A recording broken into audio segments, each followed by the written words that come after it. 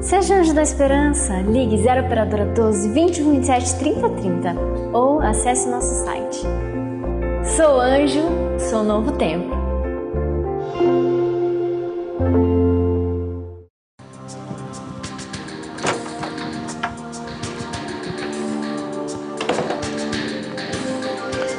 Olá!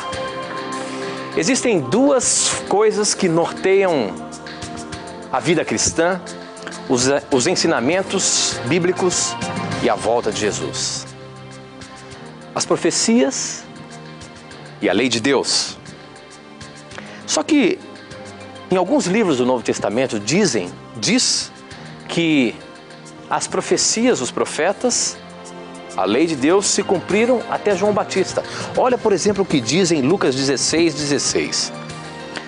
A lei e os ensinamentos dos profetas duraram até a época de João Batista. Desde esse tempo, a boa notícia do reino de Deus está sendo anunciada e cada um se esforça para entrar nela. Será que as profecias pararam até ali realmente? A lei se cumpriu no Novo Testamento? Hoje nós vivemos um outro momento, um novo concerto? E essas coisas antigas já não têm mais o valor? Será que não existe ainda, após João Batista, a perspectiva de novas profecias? A própria palavra de Deus diz que teriam profecias que anunciariam a volta de Jesus.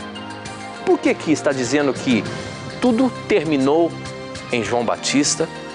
A lei se findou ali? Esta e outras questões você vai acompanhar agora, pois está no ar, Na Mira da Verdade.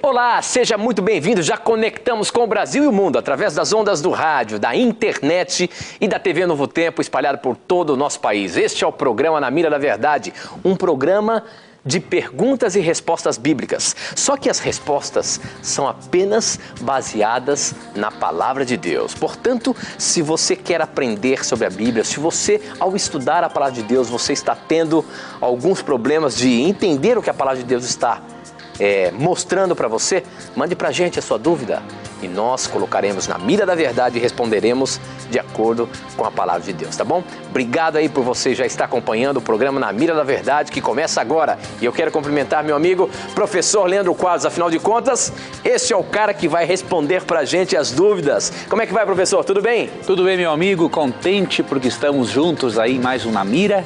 E eu vou aproveitar, Tito, como de costume, mandar alguns abraços especiais aqui. O primeiro para a Leodiz e para o senhor Afonso, que mora em Brasília. Eles são irmãos que acompanham muito Na Mira e gostam do programa. Obrigado, queridos, pelo carinho de vocês. E o outro abraço eu vou mandar para um grupo de jovens muito gente boa que eu conheci no acampamento em Brasília. Eles são lá da região de Brasília. E eu vou mandar um abraço para todos eles aqui, que eu já deveria ter mandado esse abraço, só que eu não encontrava o papel. O Diogo Ramon, Gleidson Gomes, Leonardo Ferreira, Leonardo Vanderlei, Vinícius Ferreira, Rafael Pereira, Guilherme Ferreira, Javerson Ferreira, Tiago Henrique, para todos esses queridos amigos aí, que foram os únicos adversários, Tito, que quando eu joguei contra eles, eles comemoraram o gol que eu fiz, para você ter uma ideia. Então, um abraço para vocês, que Deus guarde a vocês, meus amigos, e que o nosso Criador continue dando a vocês muitas alegrias, acima de tudo, ajudando-os a ver cada vez mais a beleza do amor de Jesus por cada um de vocês. Ok, professor, muito bem. E a gente já começa mandando abraço também para os nossos ouvintes. Afinal de contas, a rede de rádios Novo Tempo também está conectada com a gente aqui no Na Mira da Verdade. É você que está nos ouvindo aí, onde quer que você esteja, sinta-se abraçado pelo programa Na Mira da Verdade. Participe também mandando as suas perguntas. Para você participar do programa, basta você acessar o nosso blog, novotempo.com.br. Na Mira da Verdade. É só você acessar lá, você vai ver que o programa, assim do lado direito do blog, está escrito que o programa está no ar. Você manda suas perguntas e eu recebo aqui na hora. Ou então, através das redes sociais, pelo Facebook, namiradaverdade.nt e pelo Twitter, @namiradaverdade. A gente sabe que já tem muita gente conectada com a gente aqui e a pergunta que começa o programa hoje, professor, é exatamente uma pergunta que veio pelo Facebook, a Elizabeth Trivelato que mandou pra gente. Ela diz o seguinte: cessarão as profecias? Afinal de contas, em 1 Tessalonicenses 5:20, diz o seguinte: não desprezeis as profecias. Porém, em Mateus, professor, 11:13 e também em Lucas 16:16, diz que essas profecias e a própria lei se cumpriu em João Batista. É o que eu li aqui no começo do programa. Por exemplo, Lucas 16:16, a lei de Moisés e os ensinamentos dos profetas duraram até a época de João Batista. Desde esse tempo, a boa notícia do reino de Deus está sendo anunciada a cada um que se esforça para entrar nele. Ou seja, dá a entender que as profecias cessaram ali, que não tiveram outras profecias anunciando a volta de Jesus ou preparando para a volta de Jesus, e que a lei também ali se cumpriu, dando a entender de que no novo concerto os 10 mandamentos não têm mais tanto peso como tinha no passado. É isso mesmo, meu amigo? Pois olha, meu amigo, esse texto realmente é muito utilizado e muito mal compreendido por muitos irmãos evangélicos que citam esse texto para dizer que a lei e também o dom profético não tem mais validade na atualidade da era do cristianismo, não é? Entretanto, quando lemos o verso seguinte de Lucas 16:16 e analisamos Lucas 16:16 à luz do texto paralelo que fala do mesmo assunto, e quando também consideramos outros textos bíblicos sobre o tema, percebemos que utilizar Lucas 16:16 para invalidar a lei ou o dom profético, isso é uma exegese. Uma exegese é você colocar no texto algo que ele não diz, ao contrário da exegese, que é o estudo que você faz para extrair do texto aquilo que ele realmente quer dizer. Bom, em Lucas 16:16 é dito que a lei e os profetas duraram até João. Só que no verso 17 está assim: é mais fácil os céus e a terra desaparecerem do que cair da lei o menor traço. Bem, será que isso é uma contradição? É dito primeiramente que a lei e os profetas duraram até João, mas depois Jesus afirma que é mais fácil desaparecer o céu e a terra do que cair um acento sequer da lei. Seria isso uma contradição? Não é uma contradição. O problema é que Lucas 16:16 não está devidamente traduzido. E eu vou lhe mostrar isso de duas maneiras, que vai lhe ajudar a harmonizar Lucas 16:16 com o verso 17. Primeiro ponto. No original grego de Lucas 16:16, o texto está mais ou menos assim: a lei e os profetas até João. Ou seja, não diz duraram até João. Alguns tradutores tiveram a infelicidade, de algumas vezes traduções bíblicas, de colocar o termo duraram no lugar do texto, ao invés de consultar o texto paralelo que nos ajuda a entendermos qual é a palavrinha que deveria estar ali em Lucas 16:16. Ao invés de a lei e os profetas duraram até João, é outro termo que deveria estar ali. Quer saber qual é esse termo? Vamos para o texto paralelo que fala do mesmo assunto. Já que em Lucas 16:16 no grego o texto está assim: a lei e os profetas até João, o que os tradutores deveriam fazer é ir ao texto paralelo para ver qual é o termo que existe lá para completar o termo que faltava aqui. Quando você vai para Mateus 11:13, você percebe uma coisa muito interessante. Pois todos os profetas e a lei profetizaram até João. Mudou totalmente o sentido do texto. Quando Cristo fala que a lei e os profetas profetizaram até João, está dizendo que os escritos de Moisés, que se refere aqui o termo lei, e os profetas, ou seja, o Antigo Testamento, ele está dizendo que todo o Antigo Testamento cumpriu o seu papel de profetizar sobre o precursor do Messias, que é João Batista, e sobre o Messias, que é Jesus Cristo. Tanto é que a tradução NVI, a nova versão internacional, os tradutores tiveram o bom senso de traduzir Lucas 16:16 da forma correta. Ao invés de colocar a lei e os profetas duraram até João, os tradutores foram ao texto paralelo de Mateus 11:13, onde está o termo profetizaram, e em Lucas 16:16 os tradutores da NVI colocaram o seguinte: a lei e os profetas profetizaram até João. Até João, os escritos de Moisés e os escritos dos profetas cumpriram com o seu papel de anunciar a vinda de João Batista e do Messias. A partir dali, o próprio Messias e em seguida os seguidores dele dariam testemunho, anunciariam a vinda do reino da glória de Deus. E que o dom profético não se encerrou em João Batista, encontramos em várias referências bíblicas. Uma delas foi a que essa nossa querida telespectadora mencionou. 1 Tessalonicenses capítulo 5, não é? Nesse verso, é dito no versículo 20 do capítulo 5 o seguinte: não tratem com desprezo as profecias. Se não é para desprezarmos, é porque as profecias ainda existiram depois de João Batista. Outro texto muito esclarecedor, Atos capítulo 2, versos 17 e 18. E aí, com esse texto, Tito, eu finalizo a resposta para seguirmos em outras questões. Essa resposta é ampla, poderíamos citar outros textos, mas vamos dá-la de forma resumida para o nosso amigo para respondermos outras perguntas.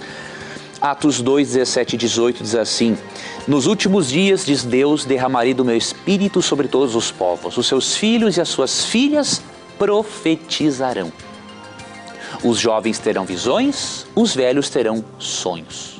Sobre os meus servos e as minhas servas derramarei do meu espírito naqueles dias e eles profetizarão. Ou seja, o dom profético foi prometido até os últimos dias, até pouco antes de Cristo voltar. Tanto que ali, em Atos 21, 8 e 9, percebemos que as filhas de Filipe, o evangelista, eram profetisas.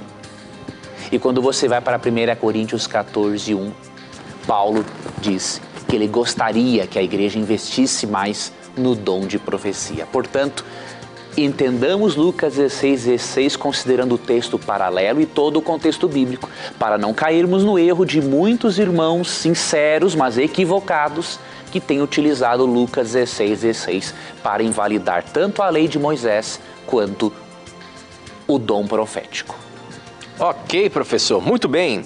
Eu queria apenas pedir desculpa a você que o nosso SMS, infelizmente, está com algum problema. Já fazem 2 semanas, nós não estamos conseguindo receber as mensagens aqui pelo SMS, mas a semana que vem isso vai estar resolvido, se Deus quiser. Então, nós só estamos recebendo as perguntas através das redes sociais e pelo nosso blog. Para você mandar a sua pergunta, basta mandar para o nosso blog novotempo.com/Na Mira da Verdade. Lá você vai ver que o programa está no ar, você manda suas perguntas, eu recebo na hora. Ou então, acessando as redes sociais, pelo Facebook, namiradaverdade.nt e pelo Twitter, @namiradaverdade, tá bom? A pergunta que chegou aqui pelo nosso blog, ela vem de Fortaleza e o Bernardo diz o seguinte: gosto muito do programa e de toda a programação, mas vejo que vocês exageram quando dizem que quem não guarda o sábado da semana está pecando.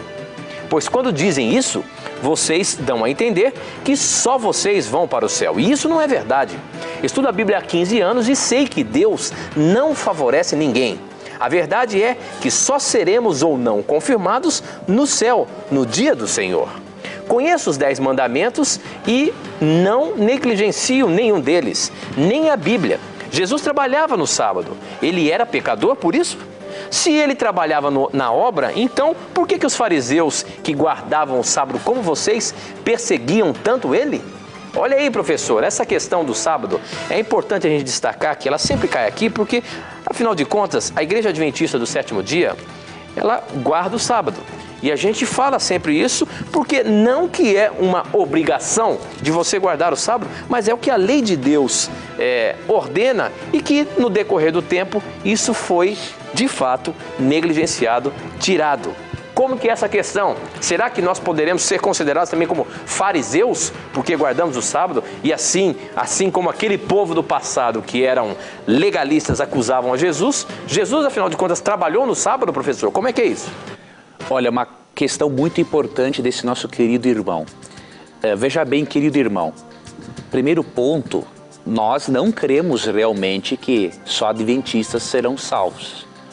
Na verdade, quem afirma uma coisa dessas, ele não conhece o que a própria Igreja Adventista ensina. Se você ouvir um adventista dizer isso, saiba que ele não conhece a literatura da própria igreja dele. Nós cremos que Deus tem duas igrejas.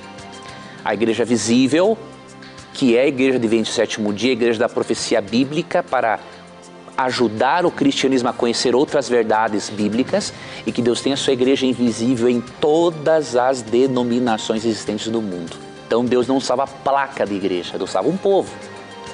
Agora, na questão do sábado, veja bem, irmão, eu vou fazer uma pergunta para ajudá-lo a refletir. Não em tom de desafio, porque isso não é o nosso propósito, mas para ajudá-lo a refletir. Você disse que observa aos mandamentos e conhece os 10 mandamentos. Eu lhe pergunto, por que você aceita 9 e não aceita 1? Não parece contraditório? Você não pode dizer que o sábado é um aspecto cerimonial da lei, porque ele está no decálogo, ele está entre os 10 mandamentos. Você disse que obedece aos mandamentos de Deus. Eu lhe pergunto, se você adulterar, você não está pecando? Se você mentir, você não está pecando? Se você roubar, você não está pecando? Então por que você só não estaria pecando se profanasse o sábado? Percebeu, irmão? Não tem lógica. O sábado está na parte moral da lei. Por que só o sábado seria um aspecto cerimonial da lei e os outros 9 mandamentos morais? Você percebeu a contradição na qual você, sem querer, se encontra? Você diz que obedece à lei, conhece os 10 mandamentos, mas você escolhe 9 e não quer 1? Quer dizer que se transgredir um dos 9, você está pecando. E se transgredir só o sábado, você não está pecando? Isso é contraditório e não está de acordo com o que Tiago 2,10 ensina sobre o assunto. O texto diz assim: pois quem obedece toda a lei, mas tropeça em apenas um ponto, torna-se culpado de quebrá-la inteiramente. Por que isso? Porque os 10 mandamentos podemos comparar a uma corrente de 10 elos.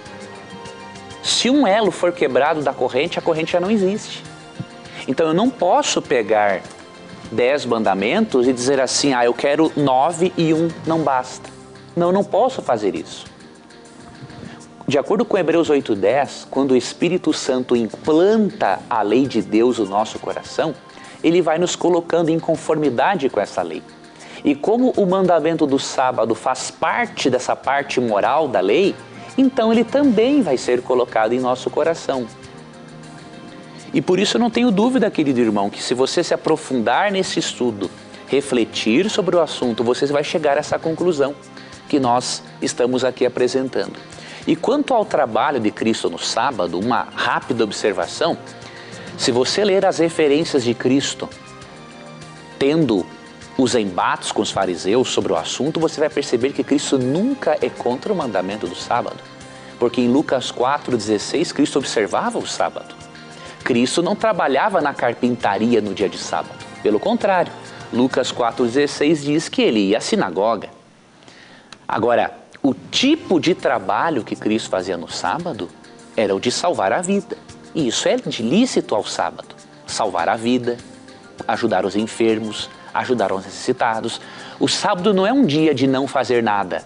O sábado é um dia de fazer coisas diferentes, com princípio de cunho espiritual.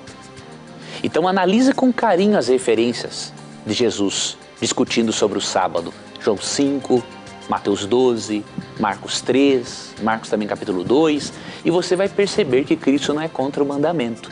Ele era contra uma maneira fanática de observar o mandamento. Então, o mandamento do sábado, meu irmão, guardado dentro do princípio da graça de Deus, é um mandamento bonito. Não compra o nosso direito à salvação. Nenhum dos 10 mandamentos compra. Agora, todos os 10 mandamentos são o resultado de um coração transformado pela graça. Então, analise isso com carinho e você perceberá que a sua argumentação aí foi contraditória. Ok, professor. Muito bem. Bom, para participar do programa, acesse o nosso Facebook, namiradaverdade.nt, ou pelo Twitter, @namiradaverdade. E ainda tem o nosso blog, novotempo.com/namiradaverdade. Agora tem uma pergunta aqui pelo Facebook. Eu não vou dizer o nome da pessoa que escreveu, ele até botou aqui o nome dele, mas eu gostaria de não dizer o nome dele aqui e vou fazer a seguinte pergunta. Preste bem atenção, professor, essa é muito interessante. Conheci a Novo Tempo há mais ou menos um mês e desde então acompanho o Na Mira da Verdade, sempre que posso. Aprendi muito e aprendo a cada dia mais com os ensinamentos bíblicos. Eu fazia parte do candomblé e hoje estou sem religião específica. Gostaria de saber, por favor, como posso resistir a 2 pecados tão fortes que dominam meu ser. Quero muito servir a Deus, sinceramente, mas o homossexualismo e o vício do cigarro que não há como me livrar. Há alguma esperança na Bíblia para mim? Gostaria muito de visitar uma igreja adventista, mas muita gente me diz que essa igreja é uma seita. Abraço e muito obrigado. Olha aí, professor, ele é muito sincero em dizer que tem 2 pecados acariciados, que ele ainda não conseguiu se livrar: o homossexualismo e o cigarro. E ele também está aprendendo muito com o Novo Tempo, mas já ouviu dizer aí que a Igreja Adventista do Sétimo Dia é uma seita, porque afinal de contas o programa Na Mira da Verdade, a Rede Novo Tempo de Comunicação, é da Igreja Adventista do Sétimo Dia. E a gente prega o que a gente apresenta a base toda da Novo Tempo está na Igreja Adventista do Sétimo Dia. Então ele diz o seguinte: a Igreja Adventista do Sétimo Dia é uma seita, e como se livrar desses pecados, se é que a Bíblia tem algum antídoto para ele aí, professor? Pois olha, querido irmão, parabéns por você permitir que a palavra de Deus entre no seu coração. Para nós é uma honra sabermos que um filho de Deus como você conheceu a Bíblia por meio do Na Mira da Verdade, que abandonou o candomblé, porque Deus realmente não aprova nada que tenha a ver com feitiçaria e esse tipo de coisa, né? Então, parabéns pela sua sinceridade. Há esperança sim para você, meu irmão. Primeiro eu vou ler um texto para você que se encontra em João 8:32, que diz assim: e conhecerão a verdade, e a verdade os libertará. O conhecimento que você está tendo com a verdade, que é Jesus Cristo e as doutrinas de Cristo, isso vai libertar você. Quando temos um conhecimento profundo da pessoa de Jesus Cristo, somos libertos da culpa, somos libertos do medo, somos libertos dos erros, somos libertos do poder do pecado que nos assedia. Então, um contato cada vez mais íntimo com Jesus e com as verdades dele vão libertar você do vício do cigarro e do vício que você diz ter da homossexualidade. Na igreja de Corinto, meu irmão, haviam diversas pessoas que haviam sido homossexuais no passado, antes do apóstolo escrever isso. Várias pessoas na igreja de Corinto tiveram relações homossexuais e aprenderam na Bíblia que o ideal estabelecido por Deus é a união sexual entre o homem e uma mulher para que haja a procriação, o casamento, a perpetuação da família. Isso de acordo com a Bíblia.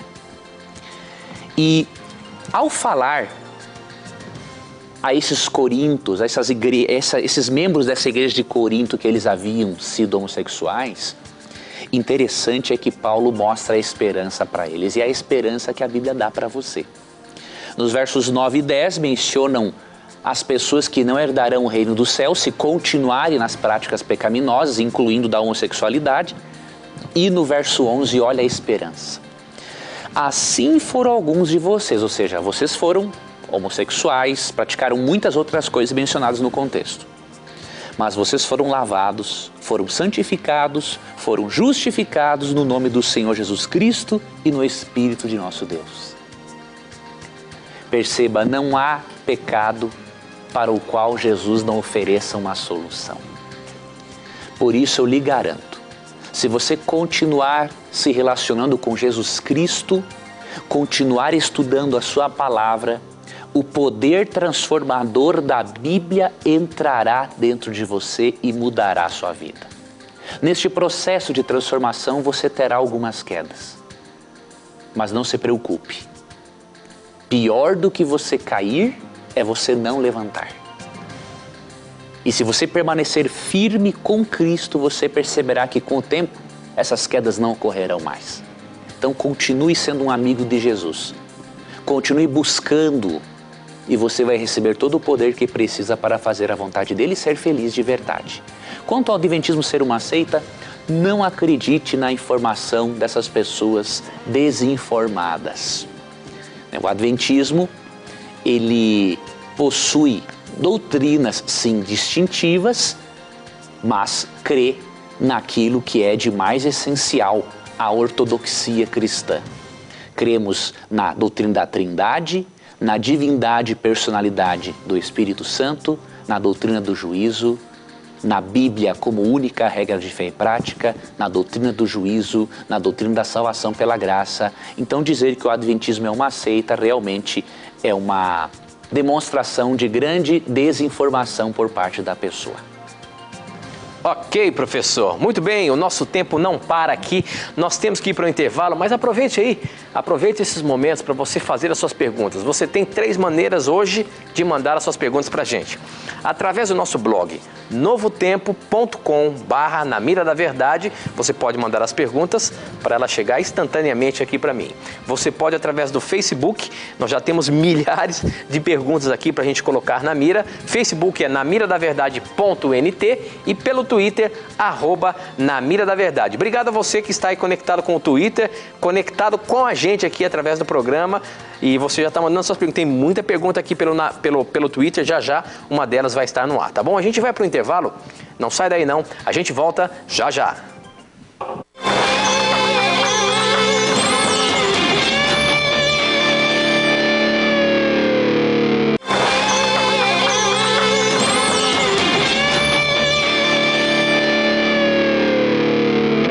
Já estamos de volta, agora são 21h33, estamos ao vivo aqui pela TV Novo Tempo, o canal da Esperança. E a você que nos assiste através do canal 14 da Sky, obrigado pelo carinho da sua audiência. Se você está zapeando aí, caiu aqui na TV Novo Tempo, este é o programa Na Mira da Verdade, um programa em que você faz as suas perguntas sobre Bíblia, sobre doutrina, sobre religião, e todas elas são respondidas baseados nesse livro aqui, ó, que é o nosso manual de sobrevivência, a Bíblia Sagrada. Portanto, não tenha preconceitos, pergunte o que você quiser e a sua pergunta poderá estar na mira. A pergunta que chegou aqui pelo nosso blog, para você participar, acesse o nosso blog novotempo.com/na mira da verdade ou pelas redes sociais, pelo Facebook, namiradaverdade.nt e pelo Twitter, @na mira da verdade. Pelo blog, a pergunta que chegou de Taubaté, a Noêmia Bueno, diz o seguinte: o inimigo pode entrar em nossa casa sempre que quiser?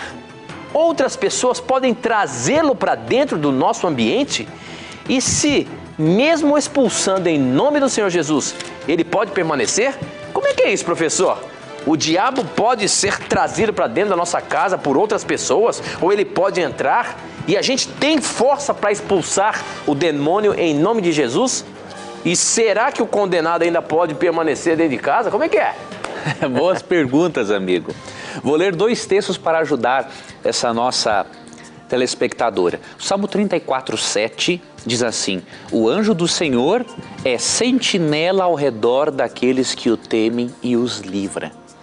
Ou seja, se você está com Deus, minha irmã, não importa que tipo de presença espiritual maligna a pessoa que vai visitar a sua casa tenha. Essa presença não pode afetar a sua vida, nem a sua casa. Um outro texto muito importante se encontra em 1 João, capítulo 5. 1 João, capítulo 5, versículo 18. Sabemos que todo aquele que é nascido de Deus não está no pecado. Aquele que nasceu de Deus, Deus o protege, e o maligno não o atinge. Portanto, uma pessoa que é amiga de Jesus, tem comunhão com Deus, ela não pode ser tocada pelo inimigo, a não ser que Deus permita por algum motivo que não sabemos. Quando estudamos o livro de Jó, percebemos que há motivos ocultos no conflito cósmico entre o bem e o mal e que o livro de Jó nos ajuda a entendermos. Mas se você tem comunhão com Cristo, pode ter certeza, você pode ficar despreocupada em relação a este assunto. Muito bem, professor. Aqui no Twitter, a participação da turma está muito boa. Como nós falamos aí do sábado, então algumas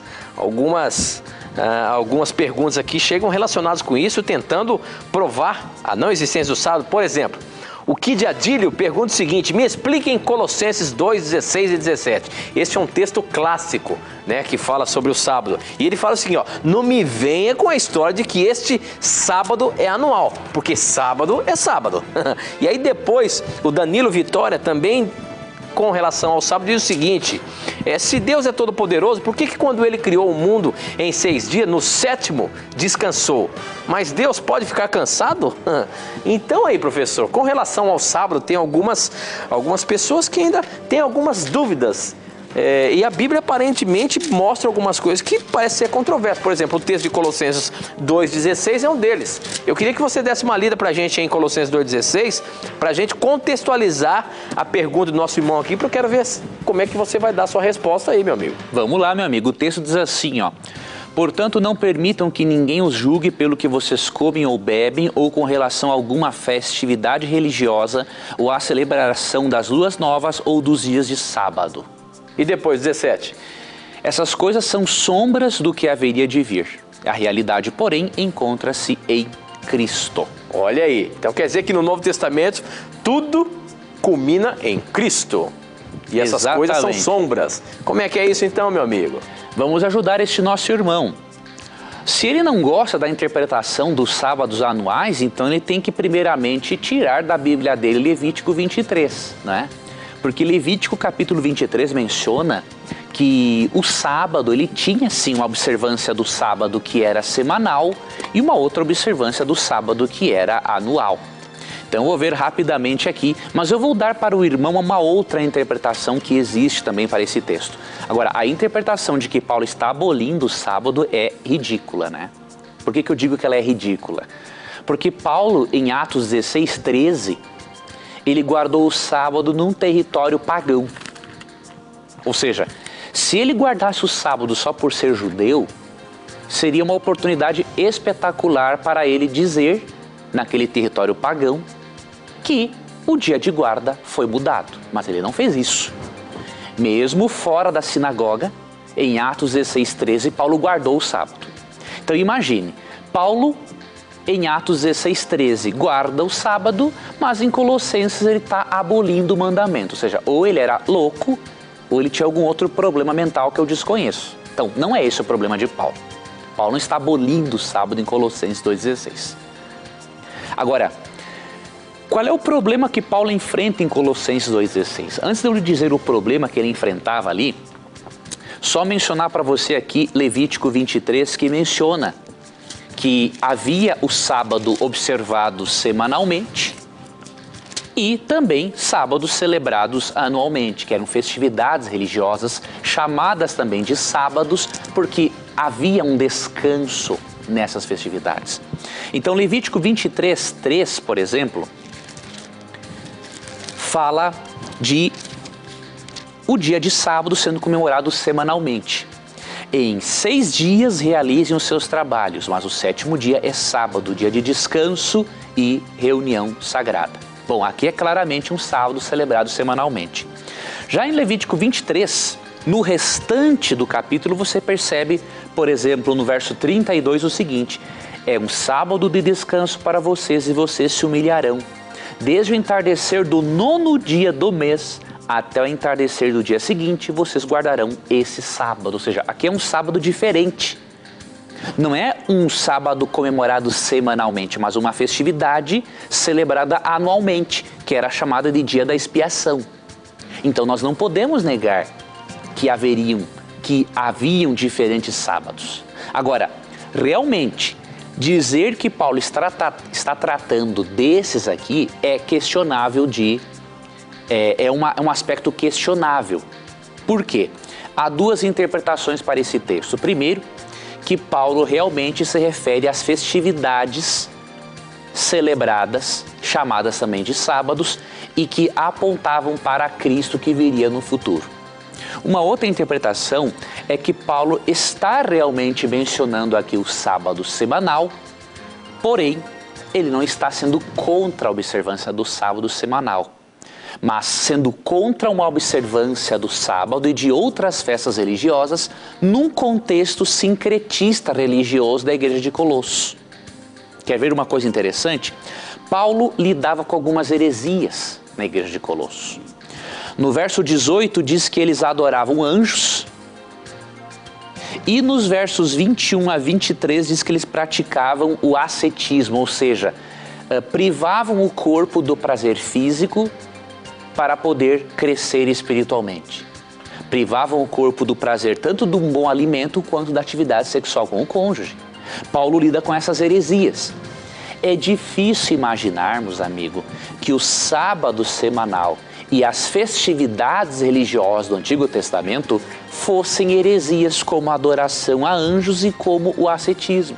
É óbvio que não, porque se o sábado fosse uma heresia e as festividades também, então Deus é o herege, porque foi Deus quem criou essas festas.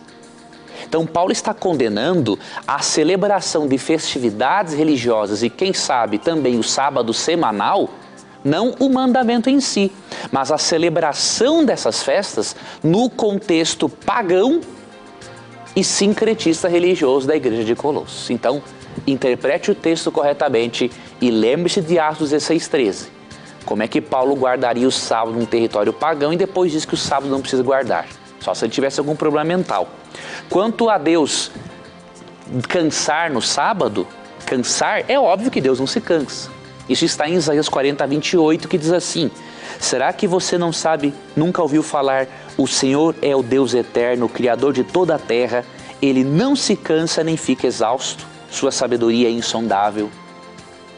Deus não se cansa. Agora, por que Ele descansou no sábado?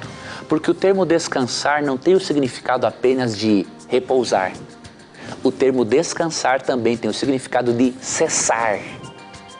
Deus descansou no sentido de cessar a sua atividade criativa. Então, Ele criou o mundo em 6 dias, ao 7º dia Ele não criou nada, Ele havia cessado. Então Ele cessou as suas atividades. Por quê? Para passar as 24 horas do sábado curtindo o que Ele havia criado juntamente com o ser humano. Agora, não sei se você atentou para um detalhe de Gênesis 2. Gênesis 2:3 fala que Deus descansou no sábado, ou seja, cessou as suas atividades. Mas tem uma outra coisa aqui, meu irmão, muito séria e que você não deveria ignorar. Diz aqui que Deus abençoou o 7º dia e o santificou. Eu lhe pergunto, algum ser humano tem autoridade para mexer em algo que Deus abençoa e que Ele santifica? Analise. Outra coisa, tem base para o argumento absurdo de que Deus considera todos os dias da semana iguais e santos? Não tem base. A Bíblia diz que Deus abençoou e santificou o sábado. Então como é que você vai dizer que é o domingo? Querido telespectador e ouvinte, seja sincero e honesto com a Bíblia. Se os pais da igreja primitiva guardaram o domingo, isso não me importa. Minha regra de fé não são eles, minha regra de fé é a Bíblia. Então cuidado, cuidado. Muitos irmãos evangélicos reclamam dos irmãos católicos por usarem a tradição acima da Bíblia, mas muitos irmãos evangélicos fazem a mesma coisa colocam a tradição dos pais da igreja acima da Bíblia para defender a guarda do domingo. Cuidado com isso. Muito bem, professor. Aqui no programa Na Mira da Verdade você pode fazer as suas perguntas sem preconceitos, mas este é o programa que apresenta a verdade. Só que agora tem um momento da mentira.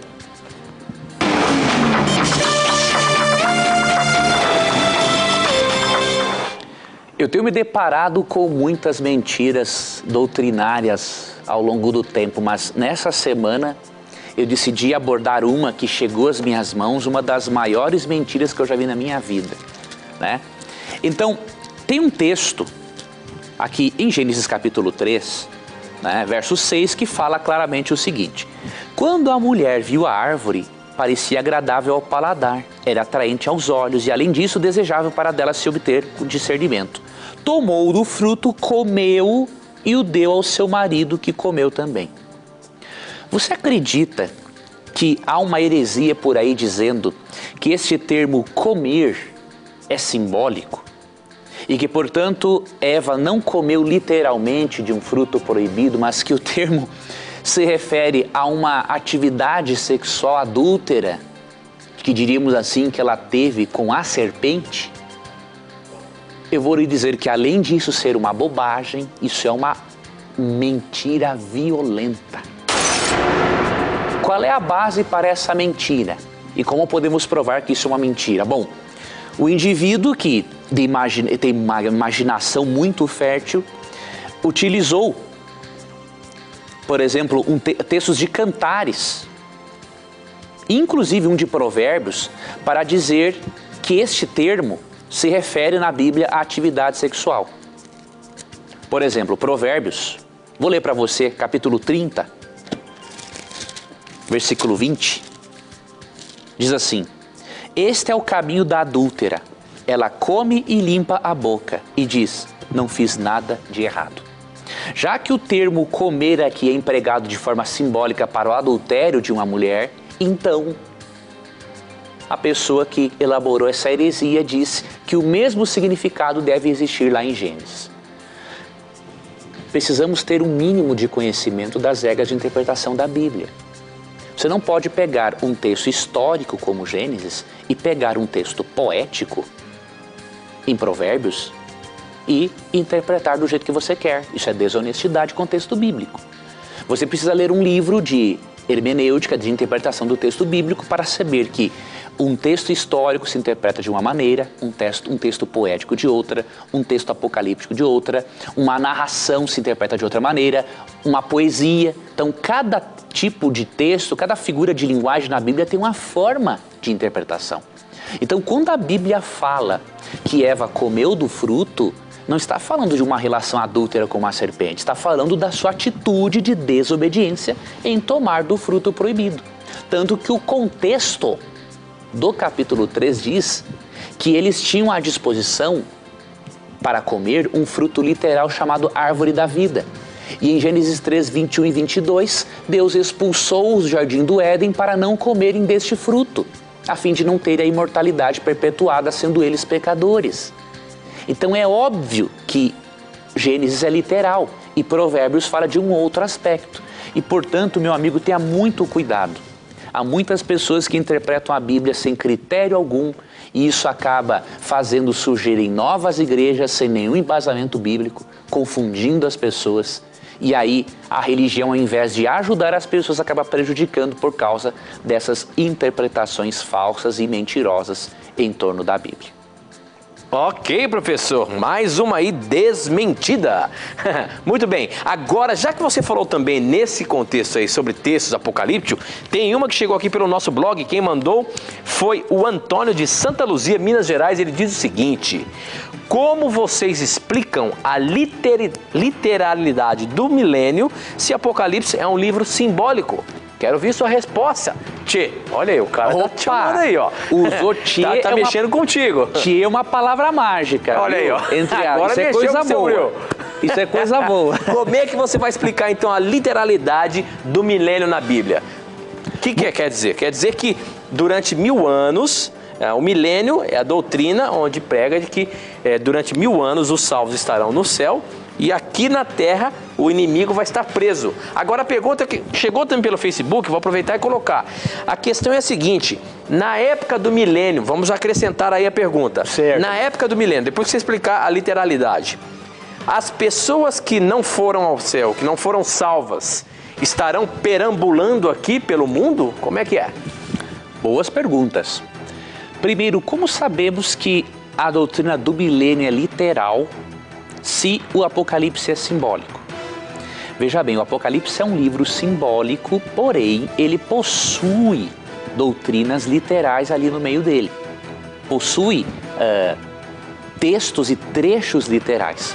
Como que nós podemos saber isso? Bom, se você ler Apocalipse 20, você perceberá que ele realmente possui vários elementos simbólicos. Porém, tem um acontecimento que é literal e que mostra a literalidade do milênio. Vou ler para você Apocalipse capítulo 20, verso 4. Vi tronos em que se assentaram aqueles a quem havia sido dada autoridade para julgar. Vi as almas dos que foram decapitados por causa do testemunho de Jesus e da palavra de Deus. Eles não tinham adorado a besta, nem a sua imagem, nem tinham recebido a sua marca na testa e nas mãos. Até aqui, simbólico. Agora, olha, eles ressuscitaram e reinaram com Cristo durante 1000 anos. Veja, os 1000 anos se encontram no capítulo simbólico. Porém, um acontecimento literal está ligado ao milênio, que é a ressurreição. Tanto que no verso 5 diz assim, o restante dos mortos não voltou a viver até se completarem os 1000 anos. Esta é a primeira ressurreição. Então sabemos que o milênio é literal. Por quê? Porque ele está ligado a um evento literal que é a ressurreição. Então o capítulo é simbólico, mas a ligação do milênio com um evento literal nos mostra que esse trechinho se torna literal. Agora, se os mortos continuarão perambulando na terra durante o milênio, o próprio verso 5 diz que não. Diz aqui que o restante dos mortos não voltou a viver até se completarem os 1000 anos. Ou seja, enquanto ocorrer o milênio no céu, as pessoas que foram mortas pelo resplendor da glória de Cristo, de acordo com 2 Tessalonicenses 1, 7 a 9, esse texto indica que elas permanecerão mortas. Por isso, amigo, a ideia de que há uma segunda chance de salvação durante o milênio é antibíblica. É antibíblica. A oportunidade de salvação é apenas em vida, agora, antes de Jesus voltar em glória e majestade.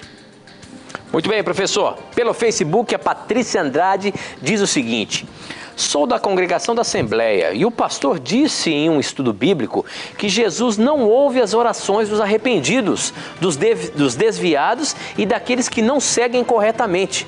Eu não concordei por inúmeros motivos, mas queria ouvir a explicação de vocês. Deus abençoe.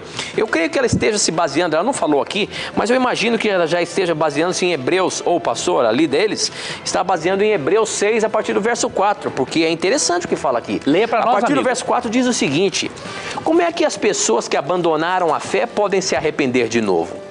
Elas já estavam na luz de Deus, já haviam experimentado o dom do céu e recebido a sua parte do Espírito Santo. Já haviam conhecido por experiência que a palavra de Deus é boa e tinham experimentado os poderes do mundo que há de vir. Mas depois abandonaram a fé. É impossível levar essas pessoas a se arrependerem de novo, pois estão crucificando outra vez o Filho de Deus e zombando publicamente dele. Ora, quando a gente lê esse texto, aparentemente dá-nos a entender que, uma vez que nós já fomos convertidos e agora recusamos isso, saímos, nos afastamos, a gente não vai se arrepender de novo, não há arrependimento mais, Deus não aceita mais o arrependimento. Será que é isso, professor? Porque senão eu caí ontem, eu me arrependi, será que Deus não aceitou o meu arrependimento? Como é que é isso?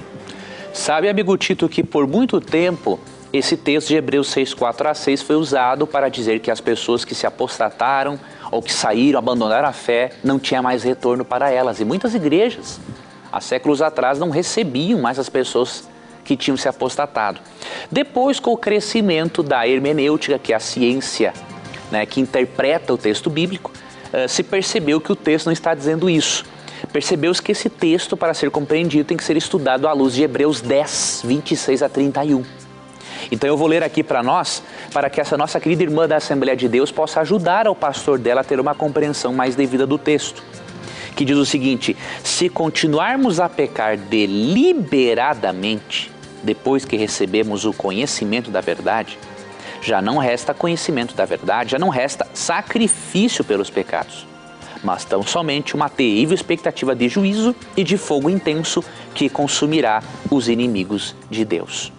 Então, o tipo de pecado para o qual não há perdão é não só o pecado de apostasia em si, é a pessoa que se apostata e peca deliberadamente, ou seja, essa pessoa endurece tanto o coração que ela mesma diz: eu não quero mais saber do Evangelho, eu não quero mais saber de Deus. Então é para esse tipo de pessoa que não haverá perdão, porque chegará o momento em que ela terá endurecido tanto o coração que terá fechado os ouvidos espirituais para a voz do Espírito Santo. Agora, se uma pessoa se apostatou, peca, né, e busca Deus, claro que Deus ouve a oração dela.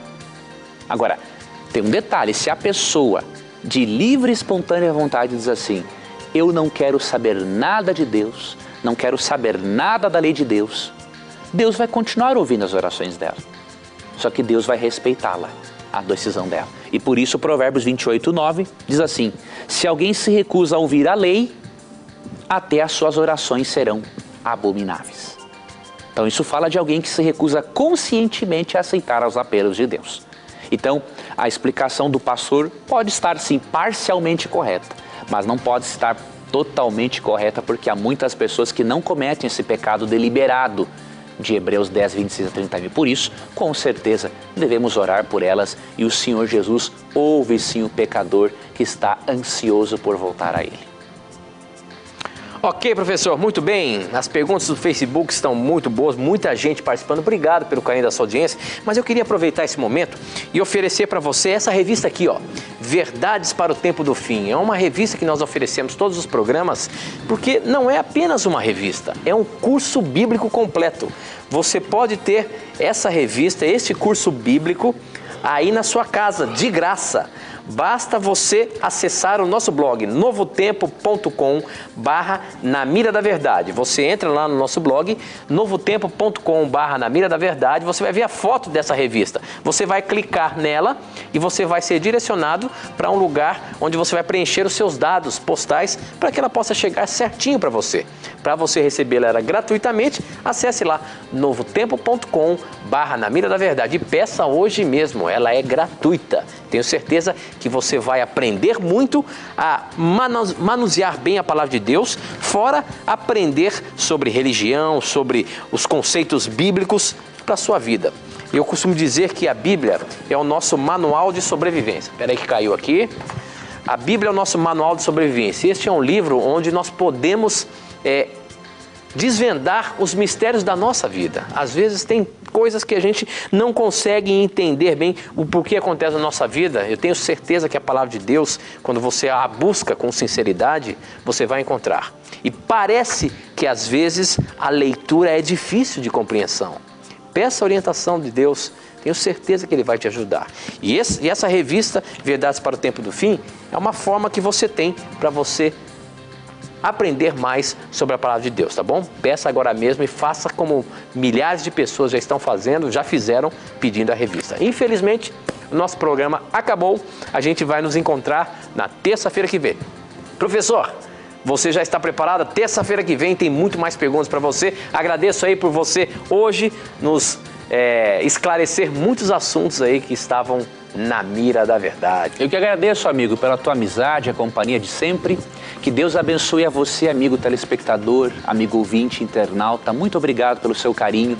Que aquilo que você buscou no programa hoje você tenha encontrado. Que a paz de Deus, que excede todo entendimento, faça parte da sua vida. E nunca se esqueça que sempre que você tiver a coragem de perguntar unicamente a Bíblia, terá coragem de lhe responder. E sempre os seus questionamentos estarão na mira da verdade. Até o nosso próximo encontro. Tchau!